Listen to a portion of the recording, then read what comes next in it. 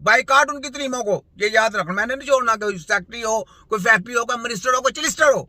मतलब समझ गए हो, मिनिस्टर चिलिस्टर का मतलब है कि उससे ऊपर कोई वजीर आज़म से ऊपर भी कोई होगा ना, उसकी भी ऐसी की तैसी, उसको भी नंगा कर देंगे। ये है काम, समझ लगी? तुम्हारे सबको ये वार्निंग है, देख उंगली देके, ये देखो ऐसे, ठीक है? ये छोटा हकीम है, तो ऐसा काम हरकत मत करो जो पाकिस्तान की कौम को गुमराह करे। आगे बड़ा गुमराह कर दिया। 150 साल से मेडिकल माफिया की तलीमें दे के हमारी अवाम के ऊपर तजर्बे किए कि हमारे लोगों को मारा गया, हमारे लोगों के टांगे काट दी, किसी की नसें काट दी, वो आज तक पहुंच जाए। कौन जिम्मेवार है? तुम लोग हो, गंदो कच्छो जली हेल्थ देते रहे हो सारी जिंदगी, तुम्हारी सब कुछ रोल है, ठीक है? तो ये बात है, ये सुने जरा। के 22 लाजमी तालीम के लिए कुरानी स्पारों की इशात से हाथ खड़े कर लिए। टेक्स्ट बुक बोर्ड की PMIU ने 10 अरब की बकायाजात अदायगी ताहाल ना की। मज़ीद तफसीलात जान लेते हैं सजाद हुसैन से। जी सजाद, बताइएगा टेक्स्ट बुक बोर्ड की जानिब से इस तरह का फैसला क्यों सामने आया है?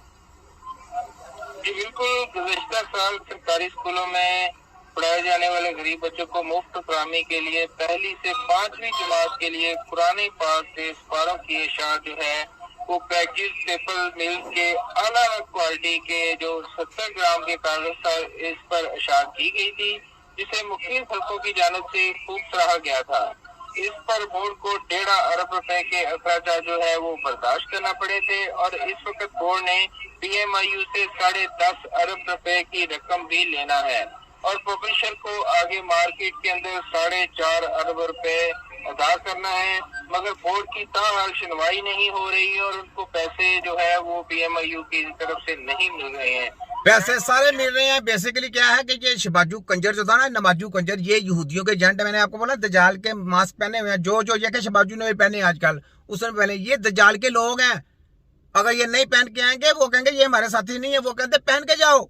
देखा नहीं, मास्क सबसे पहले पहने थे इन्होंने कोरोना फैलाने के लिए, आप लोगों को गुमराह करने के लिए। सबसे पहले ये चलिस्टर हैं, तुम्हारे सब फलिस्टरों की हंसी की तैसी, ठीक है? तो ये बात है कि पाकिस्तान में इस्लामी तस्लीम जो हटाई जा रही है, इसका जो है ना, इनका एक्शन लिया जाए। खास तौर पे मैं पाकिस्तान के बड़े दारों से कहता हूं कि अपने, अगर आप मुसलमान हैं तो इस कदम को हमारे कंधे से कंधा मिला के अपने साथ चलना है। फिर इनकी सबकी ऐसी की तैसी ये हटाएं, ये अपने बच्चों को ना पढ़ाएं, ठीक है? बाहर से पैसा मिलता है तो इनकी यशियों के लिए ये मिनिस्टरों को दे देते हैं। तो ये जो तुम्हारी अपनी असल तलीम है, इसको छोड़ दोगे आप?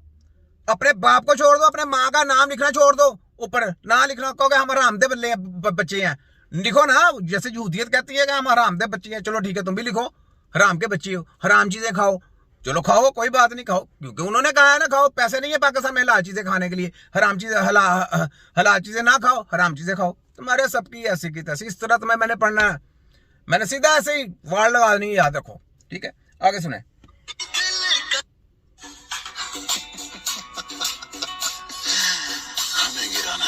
हमें गिराना चाहते हैं ये जमाने भर के गिरे हुए लोग हमें गिराना चाहते हैं। तुम्हारे सबकी ऐसी की तैसी, देखो सुनो, तुम हमें गिराना चाहते हैं ये जमाने भर के गिरे हुए लोग, ठीक? ये देखें, मैं आपको कैसी कैसी बातें साथ में जोशीले अल्फाज होते हैं, साथ में जोशीली स्पीच होती है, साथ में इनकी वाटी होती हैं। ऐसे नहीं है, इनको रगड़ा फिरना है।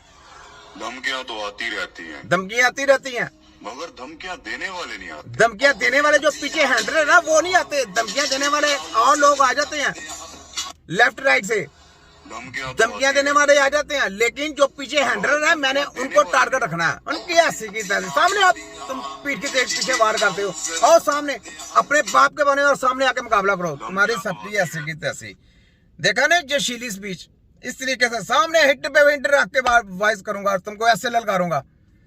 मैंने तुम्हारी देखो छतरोल करके रख देनी है। आप जानते हैं कि रियासतें कैसे तबाह होती हैं? सुने जरा। जानते हैं तो अच्छी बात है, नहीं जानते तो मेरी आज की रिसर्च को दिमाग की खिड़कियों के खोल के सुनिएगा। सुने जरा कि रियासतें कैसे तबाह होती हैं। ये कहानी है रूस के टूटने की बात की।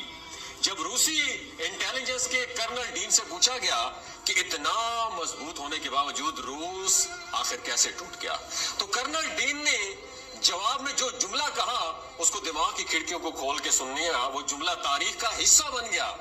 कर्नल डीन की बातों का खुलासा ये था कि कोई मुल्क उस वक्त तक नहीं टूट सकता जब तक उसके इदारे तबाह, ब्यूरोक्रेट करप्ट, नजरियात खोखले, हुक्मरान खुद गर्ज, हाँ, फौज, सही बात। दोबारा दोहरा देता हूं, और फौज कमजोर ना कर दी जाए। फौज किसी मुल्क के दिफा की आखिरी उम्मीद होती है, और फौज उस वक्त तक शिकस्त नहीं खाती जब तक उसकी कौम शिकस्त तस्लीम नहीं कर जाती। तो इसी वजह से मेरी अपनी फौज से स्पेशली ये अपील है कि अपने आप को मजबूत करें।